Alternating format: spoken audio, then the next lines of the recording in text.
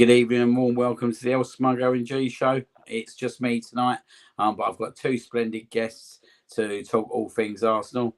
Welcome to the Mr. Arsenal podcast, which is sponsored by Zenith Coins. And if you read the red link below, they're giving a 10% discount to anyone who buys coins through us. So please go and check them out. And if you want a Zenith coin, go and buy one. So obviously going to say my good evening first and foremost. Never thought I'd be a promoter. I never actually thought I'd be a promoter. I knew it happened. But take two. Good evening and a warm welcome to Bess. How you doing, mate? Good, man. Good to be around your presence once again. It's been a long time happening, as you know. So yeah, can't wait to get some Arsenal behaviour in the way. No, it's very good to have you back on, mate. I'm just having a bit of a chuckle to Stefan about the intro video. Is there a free split? Yeah, very much. I have violin. Sorry. Yes, I tell you, I was loving the therapeutic music. I was, and then it just went in. I almost fell asleep. I could do some. I've got a cat laying down here. Oh, she's got a bad wound. I didn't notice that. But yeah. Anyway, Mr. Brooksy, yourself, how you doing, mate? Yeah, very well, thank you. Yeah, it's been a very good week, hasn't it? Ain't been a bad one, is it? No, it's been a while coming, but yeah, no, it's been very positive. It should be a very happy, joyful show. Well, fingers crossed it'll be that way. So we're going to look into the two games. Obviously, first and foremost, the first game, obviously on Saturday against Nottingham Forest, 3:00 kickoff at the Emirates. You got your good self was there, John, for the old festive fun of another Arsenal game. Yes. How was you going into that game, mate? Obviously, was you confident after what an international break where, let's be honest, everything was all but positive, wasn't it, in terms of that last that session in between both international breaks where we actually failed to pick up a win? No, see, I mean, you can say it looks like it's come at the right time. Obviously, Odegaard, Saka, and Rice being or rested or pulled out or whatever you want to call it. I mean, I know it's always funny for a few teams after the national break. In 100%, I was always confident. Don't get me wrong. At home, you always got to back yourself.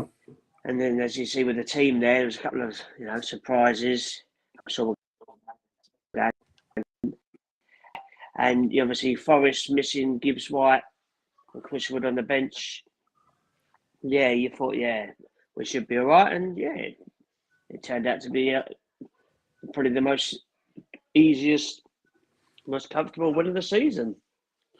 Yeah, definitely. I'm going to go with you, Bess. There were, as John rightly said, there was a couple of surprises. Obviously, Jorginho started ahead of Thomas Partey, which I thought was a big surprise.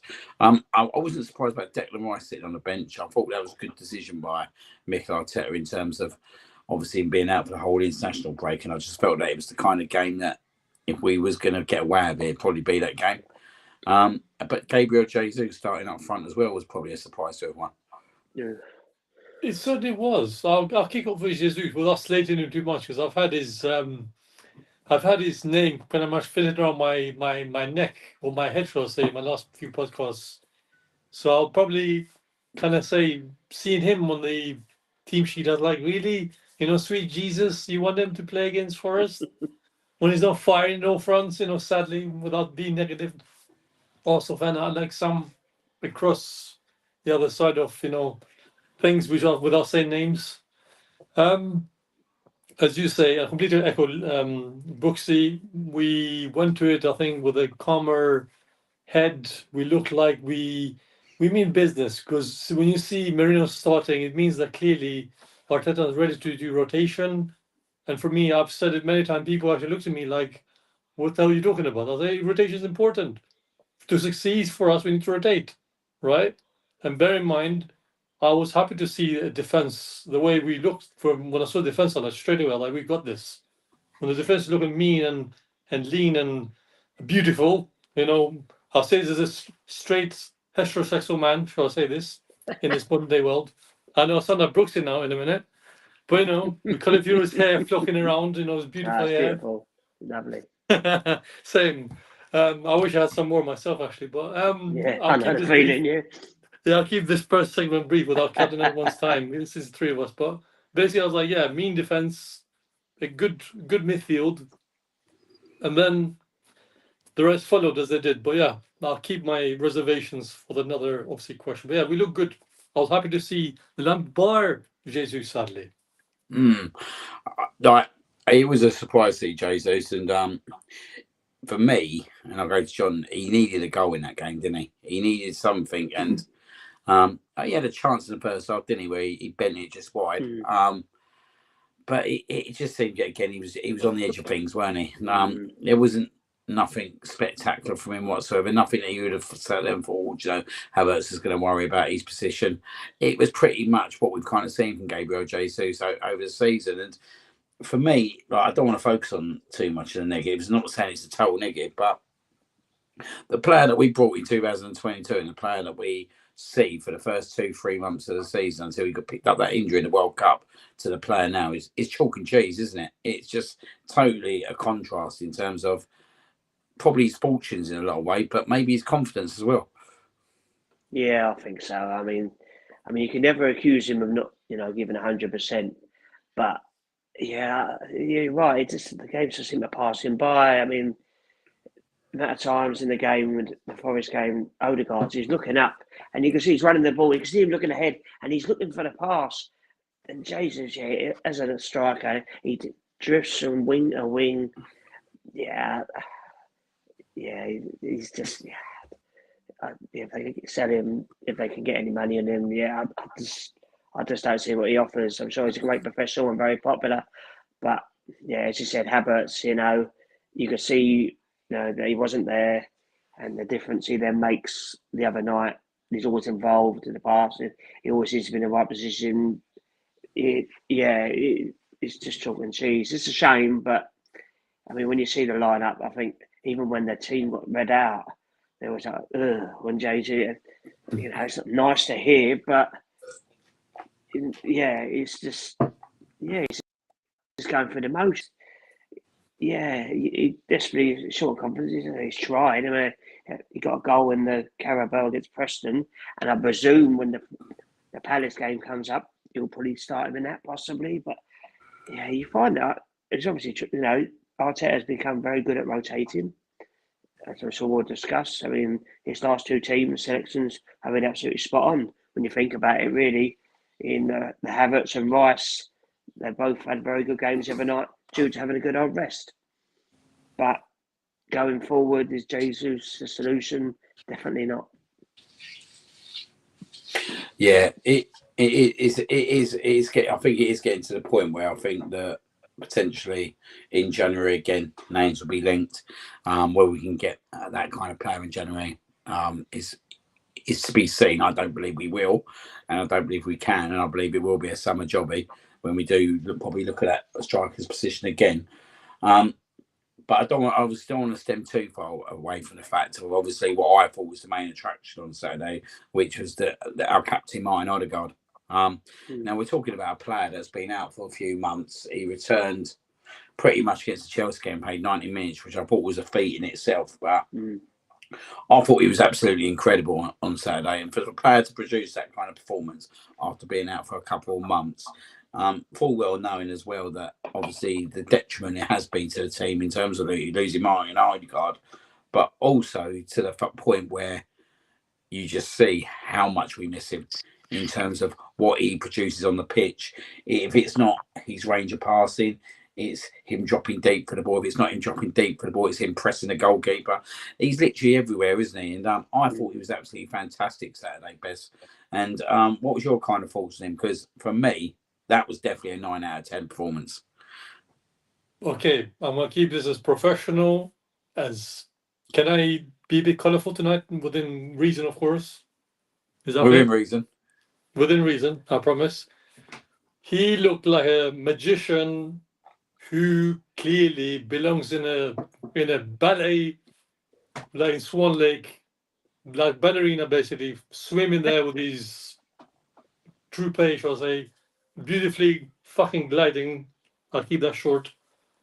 Just the way he looked, that tells me enough. But one thing I say is the way how Saka skirted the armband as well in his absence, the way Saka basically did his thing, I'll just say this shortly before I forget it, because I've been meaning to say this for a while. The way Saka glides into his mindset to say to him, "Yes, I'm running basically your line of duty, but please, you're the main captain. But lead on, more like Leo Macduff in the Macbeth sort of sentence as well, without me drifting off now. But I'll talk about Odegaard first of all. I'll talk about Saka maybe in a minute. But first of all, as you say, my question is about Odegaard, not the Saka at the moment, or Subway. I'll say this to my brothers, and I'll treat you guys like brothers of mine, no matter the age gap, because we're all one big family here. What I saw with Odegaard is, yes, he's been out. Yes, we had remarks by certain pundits, by certain media outlets, certain sports outlets as well. I won't name their names right now because I already had enough of that BS. I'll talk about my club, my family, my players who play for the shirt. With Odegaard, you can see already he was ready for it. He's ready for a fight. He really showed that yes, he's back, but he's there to make a difference when it counts. People say yes, he's Nottingham Forest. There's no questioning la da da. Yes, it's just a win by Arsenal, but we need to remember as fans, us ourselves as Arsenal fans, we did well to keep taking sheep. But people are gonna criticize. But then there's Odegaard doing all the hard work, the dirty work, which clearly sometimes as just people forget that he can control the game well on the ball, but off it, he's a different animal. Not just a player, not just a man, but he's like an animal, like a lion who just clearly he's been told, this is your basic Colosseum. I'm yet to see Gladiator, I went behind sadly, Gladiator films, because I had some, behind movies sadly, but I just felt like Gladiator for me. That basically Emirates is his Colosseum, and Arteta and the team just told him, this is you, mate, this is you, take it away, and literally you can see the aura of the team, and I'm sure Brooks has been there present, which I'm not very jealous, I promise, but envious, yes, not so jealous. I was like, oh my God, he's actually back, but he's back with such finesse and such panache. I know it sounds like a famous pundit would say these, but it is what it is now. But I just felt, wow, what a time to have him back. Like just before Christmas even, he looks hungry. I like the fact that he's got a beard like myself. I'm like, okay, I can see where he gets it from now. Yeah. I don't like his beard. Yeah. Just shave it off.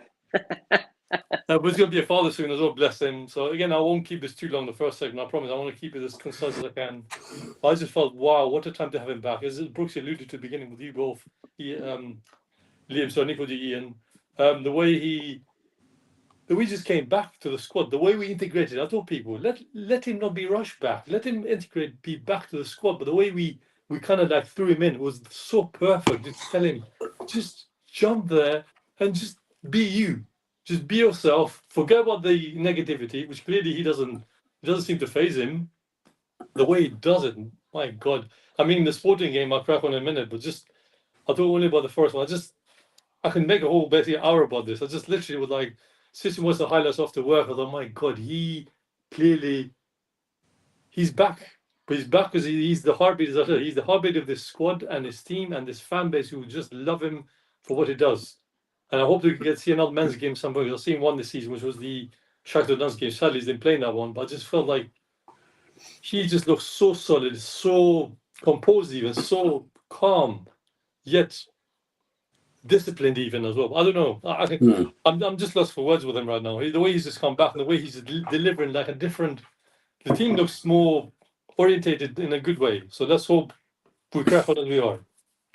He did look absolutely fantastic, didn't he? And he's, as you said, it's the way he kind of flexes himself and roams himself around that pitch with such finesse. And when you look at him and you look at the player he is, and you sit there and think, how the hell did Real Madrid lose that opportunity to have a fabulous player like that in their club? Which, if we're being totally honest here, if they had played him right, could have been an absolute asset within their squad.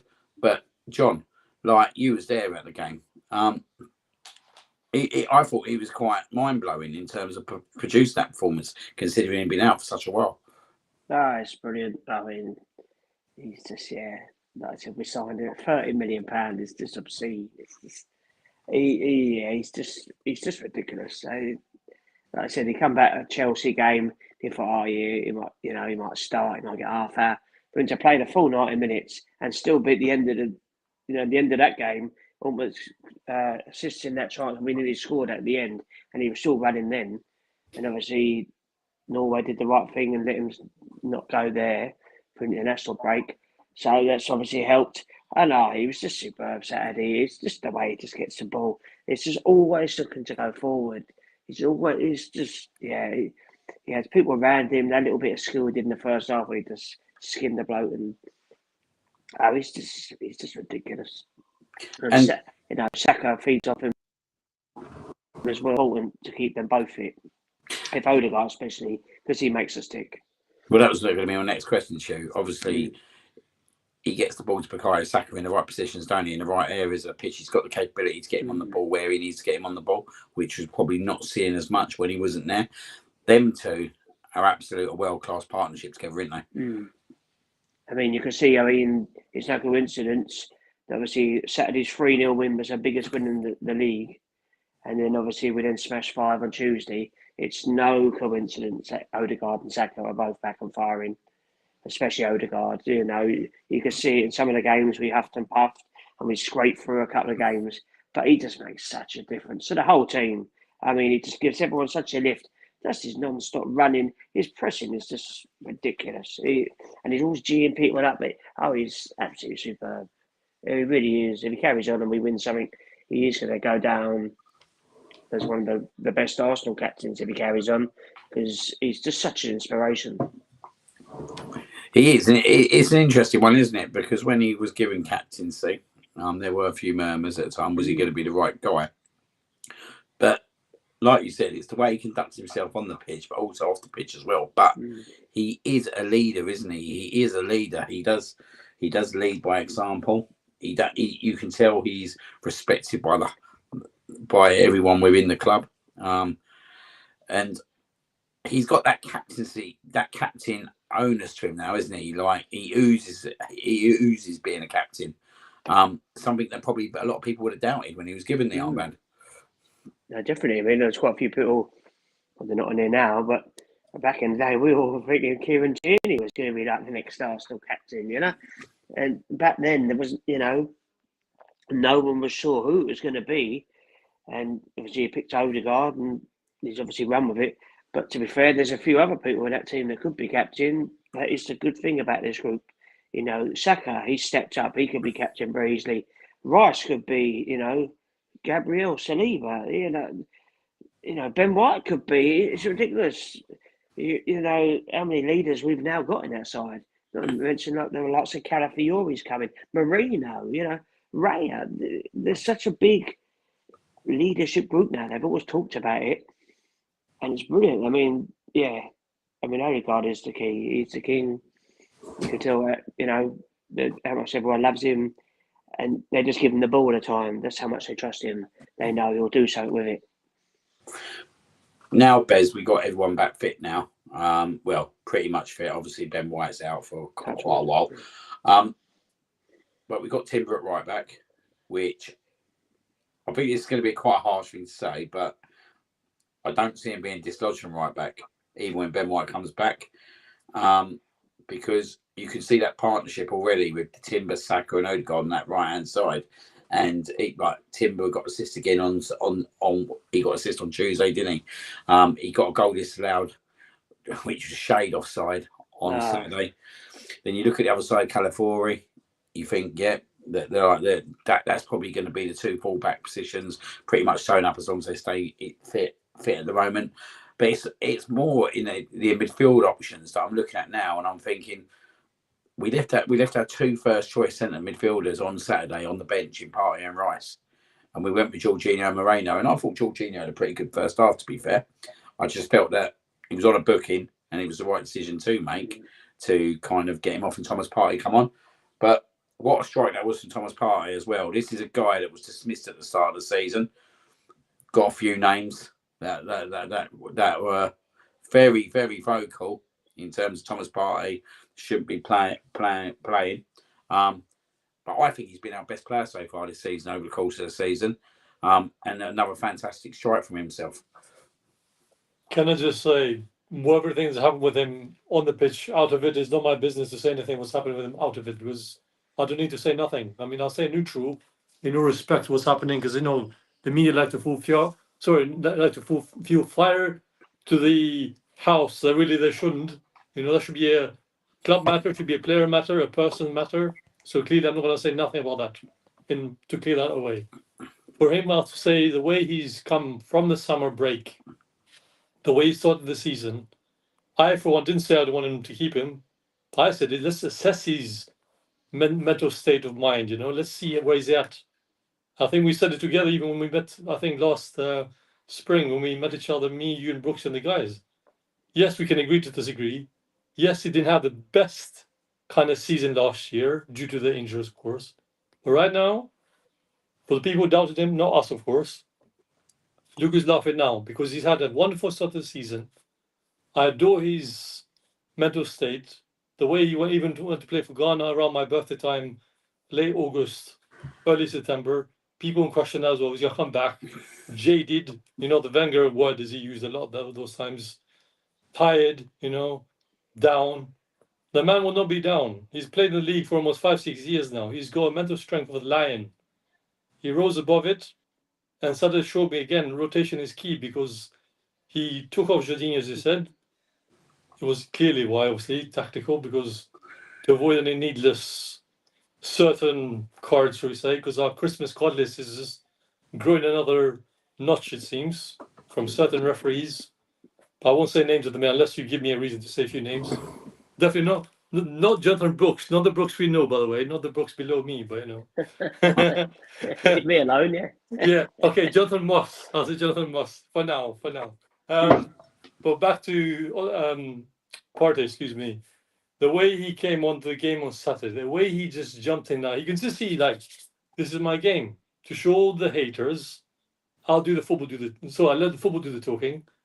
But the way even the referee tried to engage away, he was like, excuse me, can you just move out of the way? This is my spotlight. This is my, stumping ground more like. What a beautiful goal. And the way even Odegaard, again, I'll say his name, Odegaard and Saka did all the hard work for him, of course. But the way Odegaard kind of laid it off to say, look, mate, take it on. Just take it on, do your thing. And the way he waited for the referee to just shift out of the way, like Michael Jack and Chameau style, more like just to shift away. I was like, oh my God, he now is not afraid to shoot. The way he says about it as well, the way he does these tackles, he looks assertive, he looks experienced. He looks like Dynamo that just give him that little, wind up clock more like, and he's just ready to fire all cylinders. He can score good headers, he can score beautiful goals, it seems. He can can I say this word? There's something about him that just reminds me a bit like I think something about him reminds me a bit like Gilberto. He's got that flair midfield I think we lacked for quite some time. Gilberto had that ability to control game, to make it his way, and then the team just realized, yeah, we do it this way, it will work. But with us is like, as you guys said in your segment before, I'll go ask this question. The team has so many leaders now. Say one player has a bad game, it doesn't affect the whole team. It's not like contagious. What it is now is like this team, we have this ability now, between our fans as well even, we have a bad game, as sometimes we do. We have a horrid maybe first 20 minutes. Yes, we sub it slowly. Or we sub it a bit more like not really ourselves, but they get a lift. They get a little lift from somewhere, a spark. It's unbelievable to see that clearly this, I'll say about the team, how they can basically pick up themselves where they really got bruised, where they got thrown mud in their face. I'll say that in a less colourful way. For myself, I did a podcast with Bray and the guys on Sunday as well. We got told, calm down, calm your horses by a certain bunch in our groups and other tweets from my groups, as you know, well, you see them yourself anyway, but calm yourself down. It's only a 3-0 victory. But allude to the Tuesday game. You can see already, again, rotation. People said, why do you go for Trossard? Why drop for Martinelli? It's like he rotated again. Martinelli scored, yet he subbed on Trossard. Trossard scored. I mean, there's a striker's cleverness. You can see, okay, yeah, he hit the goalkeeper, so he shot the goal. Goalkeeper, clawed it, and basically rebound. He's got saying, chuck, yep, not offside. But one thing I say is, again impresses me the most. And Brooksy really said this: the way this guy does it, the way Havertz does it, the way he goes about it. Why can't Jesus learn from him? Play the football. Don't do all the fancy stuff. Cut that out, mate. Cut the BS off. Oh, for the love of God, just play football. Just be, because he's got the speed. He's got a bit of physique, unlike, well, not the best physique, but he's got something there. Utilize it. But something tells me right now that sooner or later he's going to feel the pressure from Havertz, and he's going to be like, you know what, bye guys, I'm out of the door, because it seems like he's basically put it more, I guess, more reason for us not to have him in our squad, not to hate him. I don't want to say I hate the player, but sadly his time will be up, because there'll be other players in the future who tell him, sorry man, we're going to dispose your position, and simply be, it'll be one of those times you think, okay, I personally see this thing.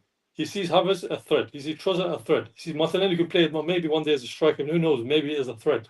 Yet you have even a certain Timber, the way Timber played on Tuesday, it reminded me how well he took down right back his own. Like, I love Ben White, but Timber has just got that physique, that mental strength. Just again, he's like another Odegaard that we just need at the back. But the way he's taken it, with the first season having a big injury, as we know, is just beautiful.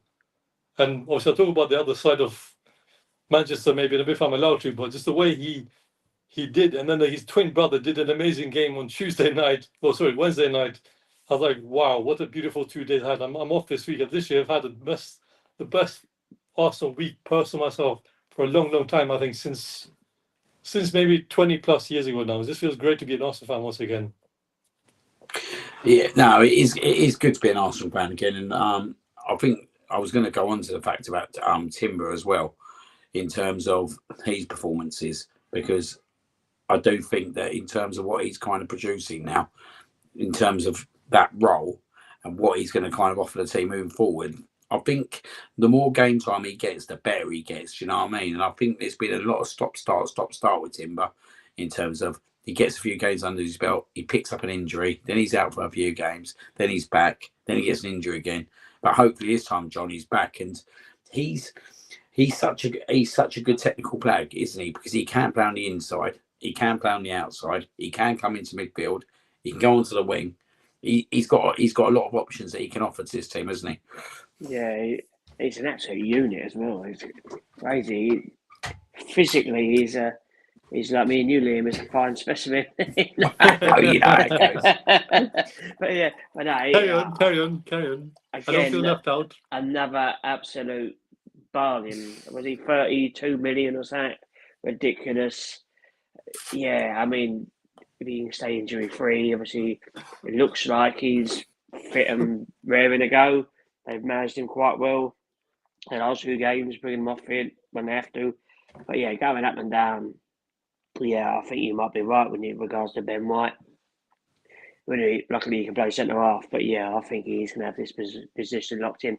He's just effortless the way he's up and down. He's just so smooth. He just always seems to pop up. And he's quick. He's going to be as quick as Saka as well, and the overlap. Yeah, defensively he's very good, strong. Yeah, it's a superb signing, and going forward, yeah, and California on the other side as well. He's had a good rest now, got over his injury. Our defence is just superb, isn't it? Really, I know we'll talk about another clean sheet. Forest didn't have a sniff. Forest didn't have a shot at goal. Didn't have a shot on target Saturday. That's how dominant we were, and they couldn't get them in that. That's Amwayoyi, whatever he's called, the striker. He just kept the size of him, just kept throwing himself on the floor. He had no chance against Saliba and Gabriel, and he just kind of give up. But even Chris would come on, and he's just striking in form. And he didn't get a sniff. Well, that's the interesting thing, isn't it? Like, we talk about Timber, and you talk about him going over to the right hand side now, and you think about him and Saliba on that right hand side as well. It's just the whole right hand side, isn't it? That you look at the Timber and Saliba partnership, then you look at the Timber supporting Saka, then you got Odegaard who goes out there as well. I know we used to talk about back in the Invincible days the left hand side. is that for me it's the right hand side now. Do you know what I mean? Like this, for me, this is our right hand side. This is the best right hand side that we can produce, and it is so unfortunate for a player with Ben White who's offered so much within his position and built that relationship with Saka, being an absolute revelation. But yeah, I think this injury's come at a wrong time for him, because I think as long as Timber doesn't get injured, like you said, I think he buttons down that position, and I think you see the best then out of all the players around him, in terms of Saliba, in terms of Bukayo Saka, and obviously Martin Odegaard as well. No, definitely. I mean, it's a real kick in the teeth for Ben White and us, really. All the games coming up thick and fast. He would have had his fair share. Obviously, Timber is going to be expected, well, to play more than maybe they would want. I don't know, but yeah. But as Royston said, Timber's probably the best fullback we've had since Ashley Cole. I think so, yeah. I think he's absolutely spot on there. I just want to very, very similar. So we'll go to another comment he said. He's talking about Oshman being available at Christmas for 60 million. Is that a kind of player that you would look to get into the club? All day long, mate. Any striker, Christ. So a striker from Bromley, mate, I'll be happy. Yeah, Michael Cheeky, mate. He's got 10 goals. No, I would. I mean, if we get him for 60 million. My only worry, I mean, Oshman looks good, but he can be quite hit and miss. I know he didn't have a good season last year because of his contract problems and that. So you do wonder, like a similar reason to Ivan Toney, if it's a character and attitude that Arteta will stand for. Because, I mean, Ivan Toney was a no-brainer for me to get him in. But, they've had in someone I don't know, or the circus that might come with it. And, I don't know. He's doing all right in Turkey, but not being disrespectful, but it's the Turkish league. It's very strange that he's ended up there in the first place, considering he's been linked with us, Chelsea, PSG, all the big clubs across Europe. I know Galatasaray are a big side, but it's an odd one, and you just wonder. There's definitely more to it. Otherwise, but if there's a deal to be had, I would say yes. But yeah, I don't think Arteta will go for him. What's your thoughts on Oshman, Bez? I'll be honest with you. First and foremost, I agree with you both are saying about him. I wanted him before summer break, me dreaming. If we do take him, and that's if we do, I'll say give him the Connor's number. Is it number 27 that Connor had, or 26? One of them. That'll be fitting because he's Nigerian, so it'd be fitting to have another Nigerian playing for us. Should we sign him and have the same shirt number? He'd be more iconic in some respects. Sorry, because I need to choke to my gin. Yeah, I did. That's why I mute myself. You saw me, I'm like, yeah, I'm more gin and tonic guy. I'm stopping. I think me and my beer are kind of like off the hook for a minute. Like beer is like kind of off it. On and off beer, on and off. Long story. Anyway, we'll talk about that in person when we meet again in the future. But anywho, Liam, back to your question. I do like him. I really do like him because I remember when he played for Napoli in the winning title season after many years. He looks good. But totally agree, and I mean totally agree with you, and especially Brooksy. He can be of a character, a bit like misdemeanor, mischief, a bit like Tony. Not that I'm just saying he's worse than Tony, but you can see a bit of like hint of mischievous side that you want to see in the football clubs. Us now with the rise, which we are, whatever the media and other haters will say, because I see this, football terrorists. Sorry if I say the name, but I see the reaction, how they talk all this crap about us. I think, guys, you need to realize Arsenal on the rise. Let me just say that to clear things up. But please forgive if I keep the question answered too long. I want to see him at Arsenal, yes, but he needs to man up a bit first of all. Because if he comes to the Premier League with such a pedigree, really, in all respect, because he did carry Napoli with courage, feel of him saying the name right. Surely, cut down on the BS. Play the football. Because we don't. I'm sorry. I'm gonna sound like a hater of Jesus now. I don't want another Jesus 2.0. If we're not Jesus 2.0, I'm sorry, I will not support him. I'll not back him. If I have to be asked questions, and if he does sign for us, and we get, let's say, another striker behaves like Jesus, I'm sorry. It would be a waste of time.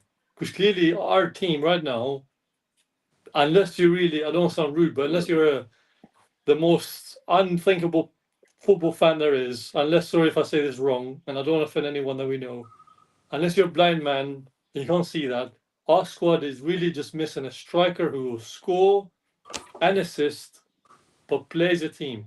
So clearly, right now, I want a striker who play for the team. I, for one, I've said since the get-go, I personally want Watkins because he's an Arsenal fan, and we already have 2 Arsenal fans in the squad. Well, maybe more, but you can see how they feel like grown to the squad. You can see like Calafiori, he joined the club only this summer, breath of fresh air. He's taking that shirt, that badge, that fan base, like Dr. Water. Merino I can forgive because I know a couple of times people are saying to me, "You seem to support him." It's not about supporting him, but he has a cool head. He doesn't do anything crazy, anything rash. But I think I'll give him another season until he grows up a bit. I know he's had played before. He's 29. He's no young boy. But I said, please, if we do get a striker, and I'm not against Oshiman, but technically, I really do want a striker who does play for the badge. And clearly, the fancy footwork. I mean, I love him back. For example, you can see already for Real Madrid, he's not firing as he should. So if we sign on a striker who clearly wants to play as a striker, you play as a striker. We'll let you be a striker, but be for the team. As you know, there's no other team. For example, on Saturday, if I'm correctly speaking, I saw examples of Jesus on the highlights. Clearly, he was going all big in that. I'll check that comment in as well. But basically, what's on Saturday, he's trying to be like, oh, it's about me, is it? You know what? I'm gonna be selfish and I'm gonna just take the stride and steal the spotlight. I'm thinking, no, you don't. Sometimes you need to assist. And I said to you guys as well, as you know yourself, and you guys rightfully agree with me, and we all said, and for example, Martinelli, his confidence was low. He was like a deep, deep low. Well, I said he needed an assist and a goal. He rebacked himself. I got told you sound idiot, like a complete idiot, because clearly I said, look, now he's firing assists, he's firing goals. You can see now Martinelli is a different beast. But for example, Jesus doesn't think like that. I'm sorry. Jesus is a Premier League winner. He's there, been there, done that, sorry. But somehow, I for myself do see this thing. He does not learn his lesson. Saturday was the perfect game for him just to get an assist even, or a goal. Like, I don't want to compare him to other players around us, even the ones we have on loan. But him as a player, he's a full-time first team squad player, but first team the sheet even seems like. I, for one, I'm very disappointed to see him, like, not even to try, but yet he's trying to do all the hard work to impress someone. I feel just stay there in your line, control your line as a striker, because he basically is a number 1 striker. Like also say a centre forward striker. Stay in your line, hold your line, don't move from there. If I was going to do it within 2 seasons, why can't I do this after? If I'm correctly speaking, this is 3rd season Arsenal. Yes, he's not the most scoring striker there is, but if you're going to play football and you want to play as a teammate and as a squad player, please realize as well, this game needs you as a team member, not just as a one-man army who clearly will think, yeah, I'm going to see all the goals from everyone. A bit like Caitlin Ford for the Arsenal ladies. Yeah, that's it. She does it well, but there's times where she does back off. But she just thinks, you know what? For all the eggs in one basket, you know what? I'll break them all. But no, you don't. You don't break all the eggs. You're gonna forget what the squad needs. It means we need Jesus to be himself. We can see already he's lost that. I don't know. I'm gonna sound very critical, but I guess I have to be truthful sense. He seems on the edge of, I hate to say failure, but in the edge of like losing that cutting edge of confidence again as well. You can see he's lost that ability to play football. Brazil doesn't pick him, which is sad because I follow Brazil national team quite a lot. I just feel like, my friend, you need to stop being, I don't know, yeah, a drama queen. He's a bit of a drama queen, sadly. I'm sorry. I know I sound very critical, but for me, it's just a drama queen waiting to happen. Look, looking at another player. Forgive if I keep that too long. Sorry if I kept that too long. One we were talking about and one we got to see on Tuesday night, Victor Gyökeres. I see a proper player in there. If I'm being so do this well. I honestly think that he's a player. If he's around the right mould of team, I think he's a player that you could get the very best out of. I think he was living on scraps Tuesday night. He was playing against Sleeve and Gabriel, but you could tell that he was giving them to a right old game in terms of the physicality side, and I think he's a player that would absolutely suit us down to the ground. And someone that I think we should potentially look at and take a punt on. I don't know what your thoughts are, Brooksy, after seeing him on Tuesday night, because I know obviously we battered them, but he still showed some of his capabilities within that game. Yeah, no, I'll take him all day long.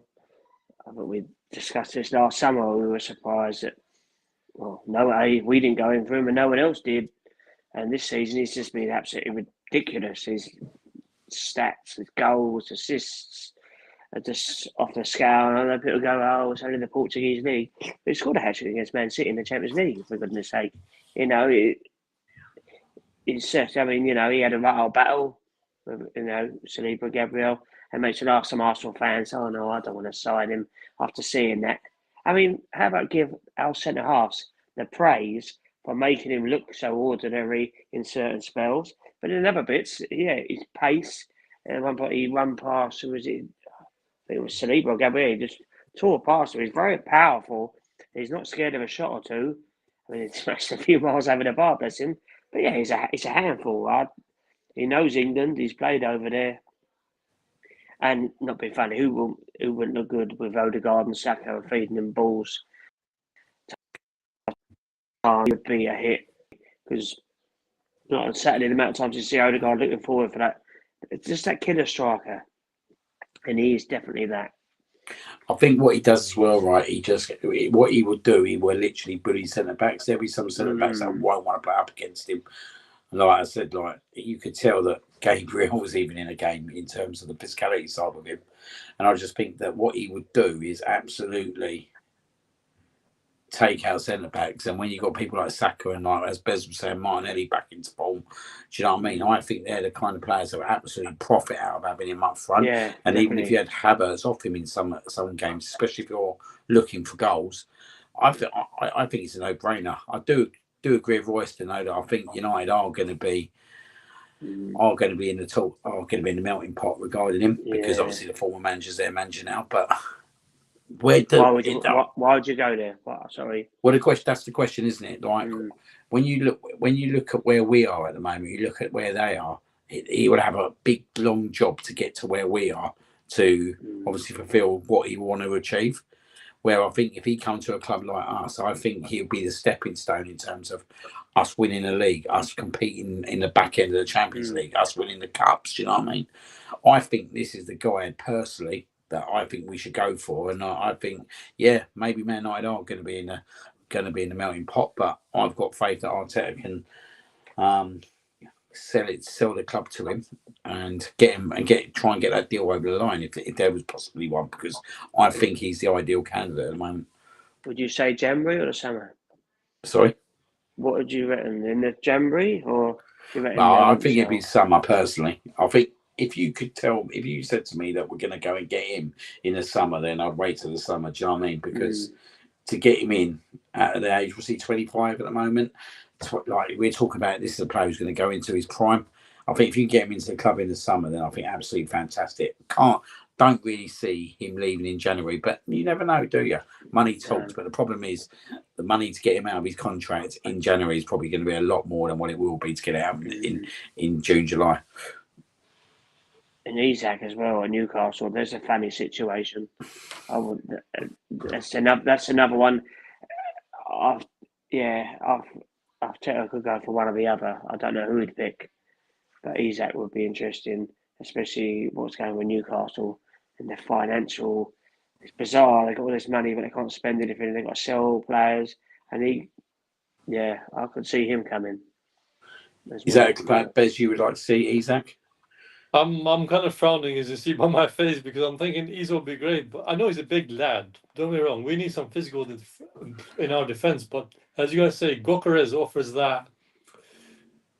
I don't know how to say this. I hate to compare legends to current players, but he's a bit like Henry, like a menace. Bless you, Brooksy. He's a bit like Henry. Henry. Like he can play as I said earlier, he can play as a striker, but he links with his team, which you want. because I know he played for Brighton, as we know, and Coventry when he did, for the ones who know. But Isak is injury prone, yes. But what happened in Newcastle, I'm sorry. Again, I have a lot to say about Newcastle at the moment. Not the history of the club, but just at the current moment, Newcastle, a lot to say, but I won't say right now. But personally, I'll take Gokares as well because he looks more, how can I say this? He makes the, how can I say, the simple things magical, like the way Odegaard turns basically dust into gold. Because you saw on Tuesday, yes, his team didn't win, we won. As basically, I'll point this out to people who are watching this. It was victory through harmony, you know. It actually was. What do people want to say? I literally almost had tears in my eyes, like almost when we beat Inter Milan 2-5-1. As you know, I'll just quickly say this before I forget. It was the last game before this. Inter Milan, 3 days prior, as you know, Liam, I'm sorry, Brooks, if I've not told you, but 3 days earlier before the Inter Milan game, I lost a cousin of mine that kind of got close in the summer. He and I joked about the game on that Tuesday itself. Oh, sorry, Wednesday, excuse me, because how the schedule is. And he said to me, I can't wait to beat you up. I was like, what do you mean now? And I was like, what are you talking about? And this is Arsenal, mate. This is not Inter. Anyway, he had the last laugh. He got the win he wanted. Rest in peace, my cousin in heaven. I try not to cry on camera because that'll be a bit of a more embarrassing thing for me to say. But, it is what it is. The 5-1 victory against Inter Milan, ironically, as I kept saying, in 2003, because I know they beat us, 2004, excuse me. They beat 2003, they beat us 3-0 in our place. Oh, sorry, a lot to take in there. 2004, we beat the 5-1, but the way Henry dominated, the way Henry took that, can't say this, and if I break this down, sorry, without keeping this too long, the way he took that in his stride, the way he got rejected from that Ballon d'Or, the way he showed the committee of these dirty scumbags of corruption in UEFA, how the fact he's nothing against Nedved, but the way he got his Ballon d'Or knobbed, not knobbed, stolen, excuse me, I nearly said a bad word there. Nabbed, excuse me. My beautiful English when I was coming like into a mix of cocktails of whatever. Sorry, I blame my gin and tonic, man. There you go. Anyway, I'll crack on to the question. Sorry, Liam, if I gave these too long, but I thought I'd just link it up with some memories of mine. So it just felt like the way he showed, even Gokares, yes, your team's losing, but he didn't give up. The way he just kept going to say to these teams, look, guys, we are losing, but we're not out yet. It's a bit like Henry saying to us near the end of the Invincible season, we've got these guys, but it's not done yet. So let's do this. I don't compare the way Henry did it, but the way Henry and him kind of play seems very similar. / he's a bit more physical than Henry is in all respect. But as I forgot who said it now, excuse me, but you, Brooks, or Liam said it, but how he seems to be in control of it, how he just drifts around certain, the final third, dead ball zone situation, the way he kind of drafts in from the side, from the wing. He kind of does surprise defenders a bit, and they don't see it coming. So I just thought to myself, yeah, he potentially could sign for us. Maybe not the genuine winner for me as well. Maybe not. Barring, the other side of the country's club, Manchester, as we know, without saying the name, but I'll say it. They probably will want him more than we do. But I, for one, and I'm sorry if I'll say sorry again, the way I'm keeping this too long tonight, but I think in terms of opposition picking option for the player, I think we're in a better place because we're kind of we're not in this phase that we're rebuilding. We're reshaping to be for the better. Yet United have some cracks. Sorry, some papers over the cracks to be fixed. Our one is just needs a little finishing jigsaw puzzle, and then hopefully we just click and just crack on. But right now, with this squad, come what may, because the way we're going about it, the way our season started wasn't the best. The way we're doing it with such class, such glide. You can see the team is smiling again. The fan base is alive again. I mean, I'm just literally amazed to see this team. The way we started the season, that August, late September, October, I just felt like, oh God, what's going to happen with this club? Where are we going again? Everyone said, oh, Arsenal started really badly. I just feel right now I don't know, we look really in a place like we can dominate ourselves in a level that we can go another level. So I hope we really do. Yeah, no, the contrast in terms of where we was before the international break to where we are now, with Odegaard being back, Timber being back. Do you know what I mean? And we've got the options now in centre midfield that we've been craving for.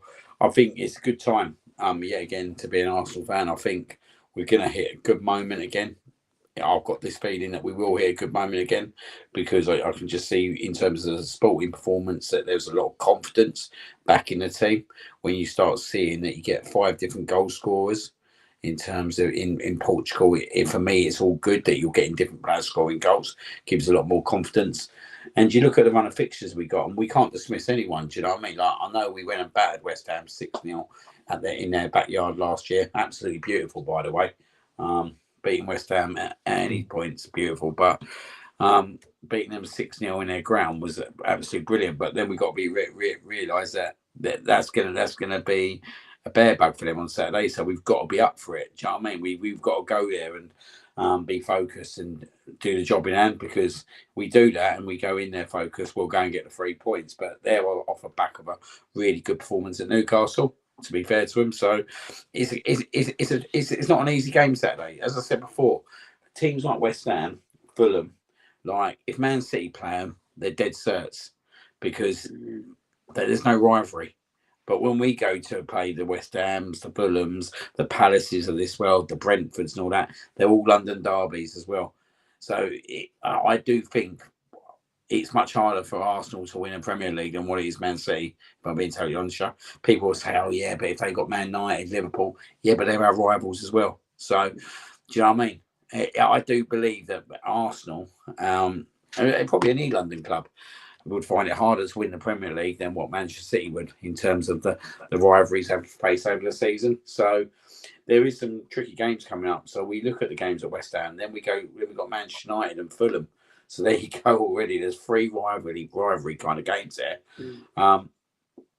Crystal Palace coming up at the end during the month as well. We've got Brentford.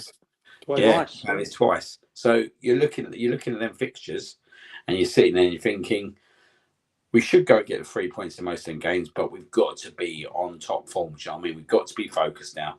We've got to do what we did last year. We know we got the capability. We know we've got the players to do it. We know we can go on a 10-game run, winning every single game. So we know we can do that.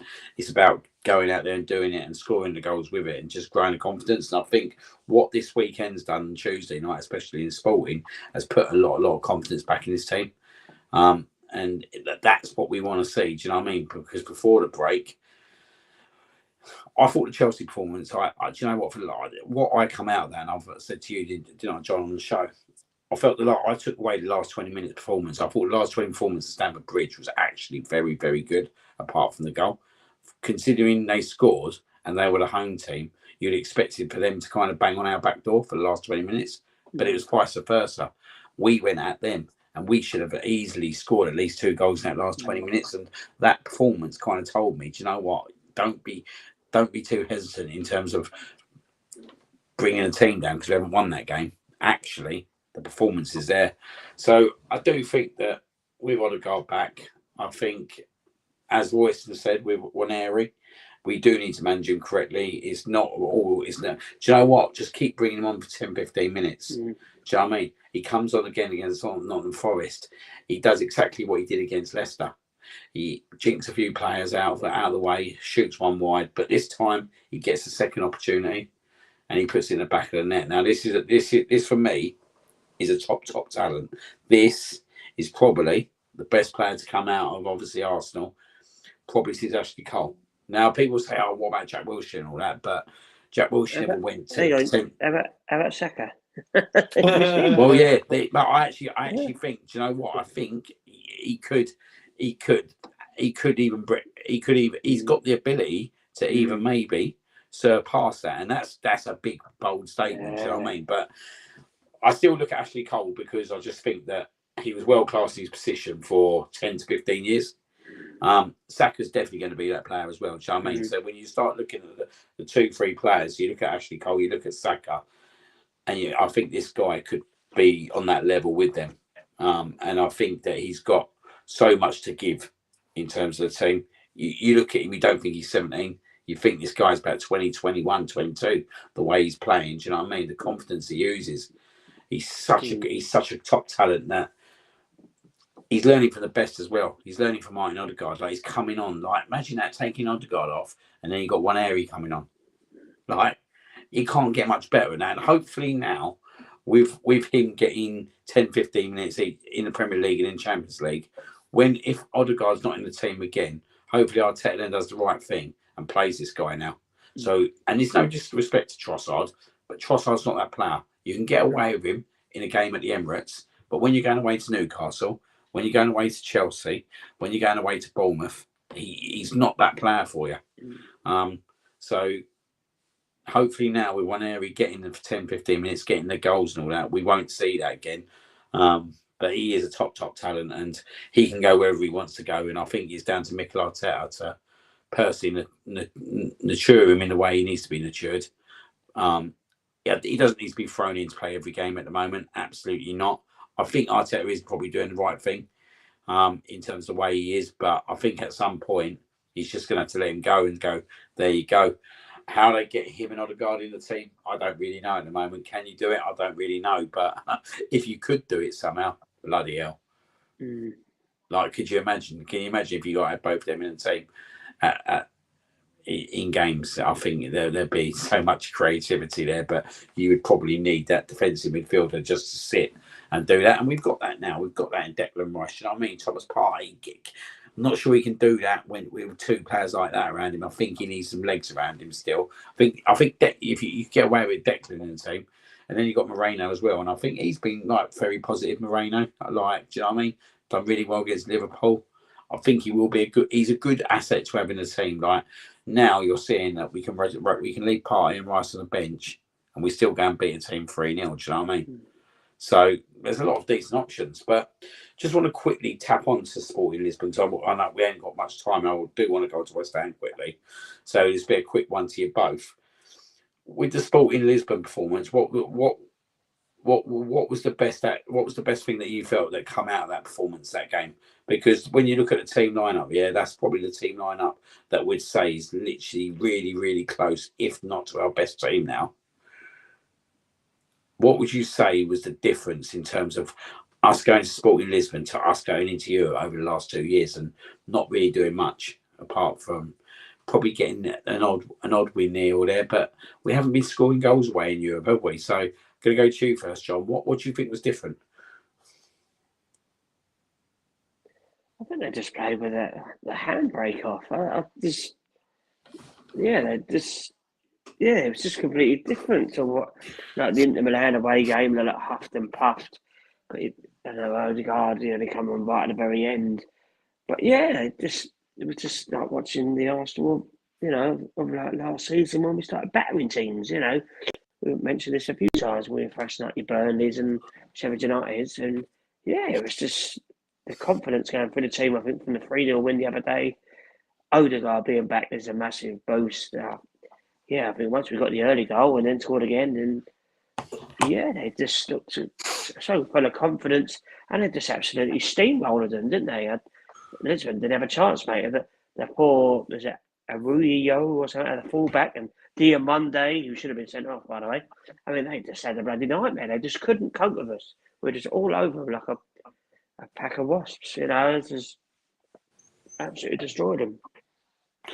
Yeah, no, we absolutely did destroy him, and it was such a difference to see it, wasn't it? The early goal really give us the onus to kind of do what we did, and I know you said Bez, it was quite a thing, because I remember sitting on the show at 4-1 thinking, this is the best format, and I said it on this, the best away performance I've seen probably since in Milan 2003, and I didn't say it, but I was going to say it would be ironic if we won this game 5-1.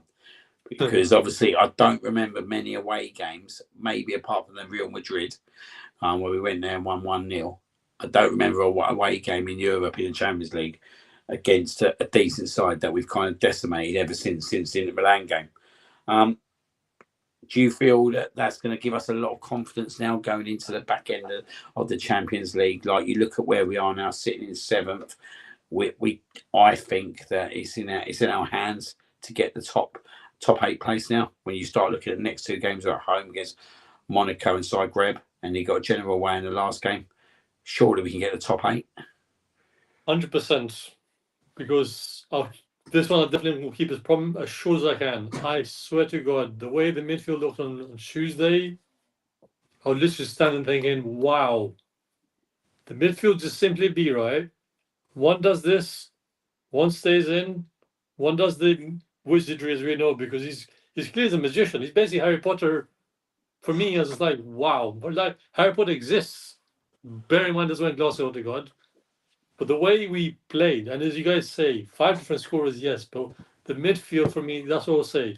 The midfield for me looks the real deal. The defense, of course, was there, it's been there for quite some time.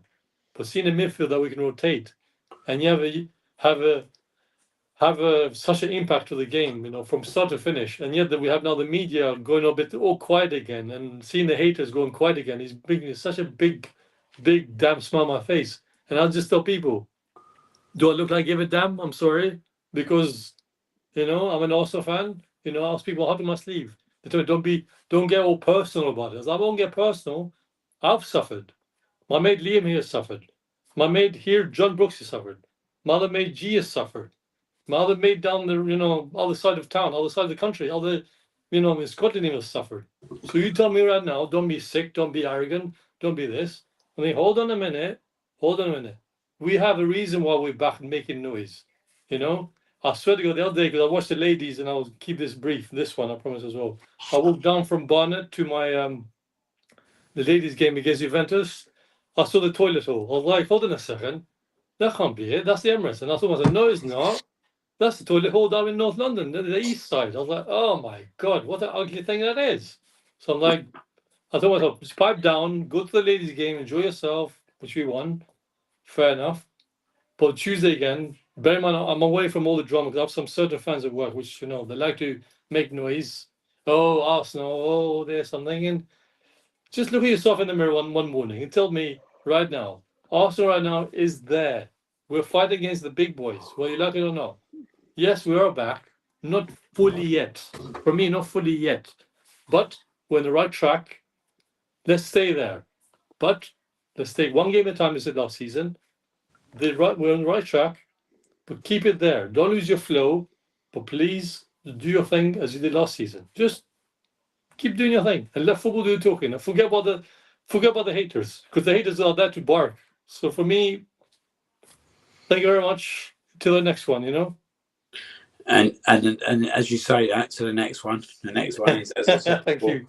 West Ham United, away 5:30 on Saturday night. Rumour has it, the great John Brooks is going to be present. Referee! Oh my God, the referee! Oh, I'll I be can't stand him, mate. I'll be round. The great Referee's John a Brooks. Tory, mate. Referee's a Tory, as I say to the ladies. Not that John Brooks, mate. That John Brooks. This one, yeah. The real deal, yeah. What a man he is. But yeah, it's a big game Saturday, isn't it? West Ham away. Obviously, we've gone there over the last few years. I've been quite confident. Even the game we drew 2-2 there, we went there and scored 2 in the first 10 minutes. Should have won. I think we should get the job done Saturday. I think the confidence is back to get the job done. It's not going to be like the game we experienced in February. But saying that, I do think that we'll probably have too much for them. If we get Odegaard in the ball and in the right areas, I think we'll do a lot of damage to them. And I am expecting the 3 points. So yeah, I there's not really too much to say about it, because I think we'll go there with our strongest team. I think we'll go in there with Partey, Rice, and Odegaard. I think we'll go in there with Martinelli, Havertz, and Saka, with Timber, Calafiori, Saliba. I know Gabriel went off, but I think he'll be there, and David Raya. And I think that's the team we'll go with. And yeah, I just think that we need to have a good performance on Saturday. We've got Man United on Wednesday at the Emirates. We know what that game brings. It always brings drama. 2 late winners against them. So it's a big game Saturday, isn't it, to get the platform right for Wednesday? You confident, Mr. Brooks? Sorry, that's our referee for Saturday. That's our referee for today. Well, mate, Taylor, maybe we're struggling Saturday now. Sorry, I had to bring that up. I had to bring that up. Sorry. Right. Sorry, guys. No. I apologise. I'm I'm confident. It's been a happy hunting ground. I know they had a good result away at Newcastle, but Newcastle have missed a lot of chances. If they scored 1 or 2 early on, they probably would have beaten them. So, yeah, I'm confident. It's so important to win, though, and I don't care how to do it, because obviously Liverpool, Man City, Sunday, pray to God that Man City sort of serves out to get some sort of result, because we're kind of then winning again, Liverpool. But we just need to win. Let's get the 3 points. Keep the run going, put the pressure on Liverpool. I think we'll have too much of them. And the good thing is we've got players coming off the bench now. We got Hungary and Trossard scoring goals and Ranieri scoring goals. Even Sterling against Forest, he come and he did all right, So I think 3-4-1. Quite confident. Yeah, no, I think as you said, there's a lot of players now banging form. Do you know, Roma scored 2 against Spurs. That's lovely to see, isn't it? That's a late Wow. goal. I just seen 2-1. That was 2-2. Wow. I swear earlier Roma were winning 2-1. I swear that flashed up on my phone. It was 2-1 at Roma. 2-1 Tottenham. 2-1 Tottenham. Yeah, must have been a goal to sell out. I swear it was 2-1. Maybe. Yeah. No. That's a shame. As you said, there's a very confident team heading to West Ham. Like you said, it has been a happy hunting ground, and hopefully we can continue on the good form in terms of picking up the 3 points and then going into Man United. Over to you, Bez. Any concerns for Saturday against West Ham? I would say concerns, but the way I say this, I don't know if people forget this, but the way he's carried the shithousery from last season, Declan Rice, I just applaud him as well. The way he took that corner, the way he took his time, even just tell the sporting fans, we're Arsenal, man. We don't care about you. And the way he delivered that beautiful cross and a beautiful bullet header by Gabriel Magalhaes, or someone calls him the Scottish Brazilian, as you know. But yes, I'll promise I'll focus your question without deluding to anything I shouldn't say now. I'll talk about us. I think we'll go for a fight because London derby. They'll be obviously on a high after beating Newcastle away, which not many people can say that today. Oh wow, he's still playing, Matt Hummels. Wow, okay, fair enough. I've not seen that name in a long time. I didn't even know. Is that right? 92nd minute that was, by the way. 92nd minute. Man. Shit the bed, honestly. Shit the bed. Wow. Okay. Sorry, Liam. I'm going on distracted now. I'm getting distracted by these comments. So yeah, we'll go to it. I know it'll be an easy stroll home, shall we say, because I know we're playing home the next game. I'm hoping to get a ticket for that game one against United. If I hear something from any source, not the touts, because they never make me happy with those ones. But one thing I say is the way we're conducting ourselves. Yes, we didn't have the great start to the season, as I said earlier, but now we seem to be in a place that clearly we just go for it. We're up for a fight. Yes, again, for the Liverpool game, you saw it was 2-2, but the team just didn't give up. At least we're humble, like some players from the other side.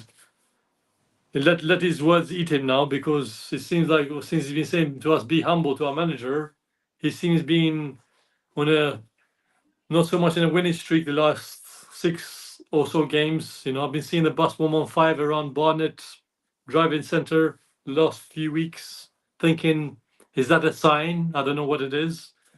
I'm literally rubbing my beard. Every time I go past it, I just grin, and my instructor goes to me, because he's from Scotland, like, what's your problem, laddie? I'm like, 115. He said, what? I said, look, Man City, 115. I said, he knows what it is. I was like, good. So from now on, I'll just say 115. I'll call it Mambo number 5. If Arsenal does what they do best, with our number 5 doing his magic as well, we'll go far. We'll definitely go far, because we can. And hopefully we'll learn our lesson from our little bit of a silly, I won't say mistakes, because that's too harsh, from our errors from start of the season. So long we may continue. And can you go around and get a score predictions for the West Ham? So what are you going to go for, Bez? Oh, no pressure. Then I was just trying to take that one. I just said, I'll be a bit more conservative. I'll say 4-0 this time. The last year. It's very true. You are. I have to be a bit more. That's Mr. Brooks' job to come out there and score. Yeah. I told you, I'm doing that Brooksy 2.0 now. I can't help myself. So, yeah, fair enough. So I was going to say 4-1, but I feel like I should say like 6-0 now. But I think 3-4-1. I think, yeah. You can only go. You go 4-1. I'm going to go 3-1. No, fair enough. Mm. Yeah. Any of them scorelines will be absolutely fine. I'm going to go for a 3-1. Just want to put a couple of shout outs out. One to the old Roma for 92nd minute equaliser. And it's good to see, I've got a new nickname for Chelsea. Go on. 5:45 PM FC. Oh, because that's what time they play nowadays on the Thursday, isn't it? I like that. That's very good. I like that. How the almighty are falling, eh? How the mighty are falling. That is funny. Royston's saying we have 9 points to make up on Liverpool. Do you know what? It's quite interesting with Royston's comment there. And the game has finished 2-2, by the way. I was looking at Liverpool's fixtures all the way up till the new year, and bloody hell, they've got some hard fixtures. So you're looking at Man City away, they've got Tottenham away. Man City at home, sorry, they've got Tottenham away, Aston Villa away. They're quite lucky, though, because like Spurs, like Vicario, he's out now for like how many months? So they have Fraser Forster and that. It's just things like they're so bloody jammy. Yeah. I'm trying to look at the bright side. Oh, no. Merseyside derby at Everton next week. So Everton be well up for that. So yeah, they won't want to lose that. Nah. And I think they got Man United. Well, does that mean much? And it is at Liverpool, so you expect Liverpool to win that. But the games are there. So even if they dropped a couple here and there, we could win all our games. Yeah, that's it. If you can get it back down to 6 points, if we can get it down to 6 points by January, if not better, do you know what? I'll take that all day long. If you can get them down to 2 or 3 before you go to Anfield back in April, then that's even better. Do you know what I mean? Oh, God. Yeah, definitely. So I'm not ruling it out just yet, but we have to be perfect now, and that's the problem. So no more red cards, please. And let's keep 11 men on the pitch, and let's make sure we keep Martin Odegaard on the pitch. Yeah, definitely. That's pretty much it for tonight. As I know, Mr. Brooks has got to be up early in the morning, so just obviously, I'm so tired. I want to thank both you chaps for coming on today. Thank you, man. Thank you very much. You're very welcome. Thank you. And it's funny you mentioned Jamie Dodgers as well. Do you know what I mean? As Rosie said, I'm craving some now, so I might have to buy a pack. Can't beat a Jamie Dodger, mate. Can't beat a Jamie Dodger. The original flavour, okay? Not the other flavour. This is the red. This is the burgundy colour things in it. So yeah. It makes you laugh nowadays, don't it? Like there's a Jamie Dodger flavour for everyone. I know why. Of that Scotsman in the Euros, because Brooksy was not with us that day. I remember very well. You know, my memory is like a bloody frigging memory card sometimes. And I'm going to have to begrudgingly do this because she's banging on the back door about the old Rangers performance tonight. 4-1 away at Nice. I suppose I'd like to give it a little bit of a congratulations for that one. Yeah, couldn't be Dungeon Night at home, though, could they? Go on, the tangerines. Go on. The old tangerines. Yeah. But yeah, no, some interesting debate there. Some good debate, and yeah, we look ahead. So yeah, just want to say thank you to everyone who's been in the chat tonight. Some really good chats. So thank you very much. Star of the show, Royston, mate. Some really good content in there as well, mate. So thank you very much, and obviously thank you to Ryan as well behind the scenes for starting and ending the show. As I haven't got a laptop at the moment, unfortunately, but I'm on the iPad. So yeah, have a good evening all, and we'll see you again next week. Up the arsenal. Oh my goodness.